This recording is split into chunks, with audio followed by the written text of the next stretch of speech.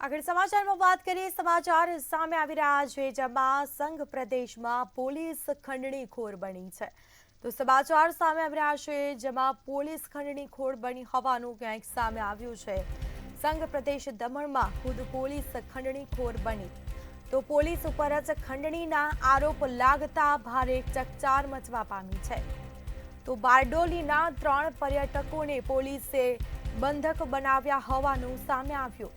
Party કરવા દારૂ લઈ હોટલ તરફ જતા તેઓને રસ્તામાં રોકવામાં આવ્યા અને પોલીસની ઓળખ આપીને લાંબા સમય સુધી તેઓને ગોંધી રાખવામાં આવ્યા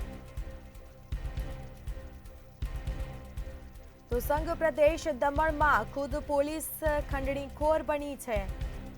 પોલીસ ઉપર જ ખંડણીના આરોપ લાગતા ભારે ચકચાર મચવા પામી તો બારડોલીના 3 પર્યટકોને પોલીસે બંધક બનાવ્યા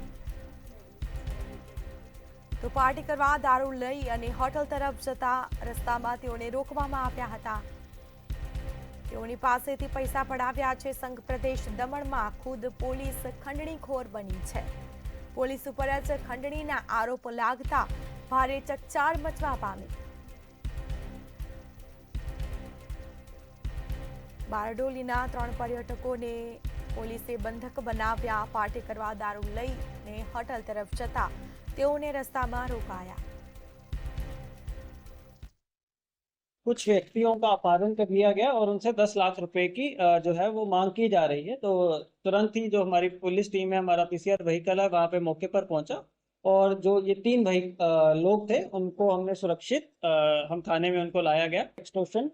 किडनैपिंग और कॉमन इंटेंशन के तहत ये एफआईआर दर्ज की गई और क्राइम ब्रांच के 9 ऑफिशियल्स को अरेस्ट किया गया है और आगे की कार्रवाई जारी।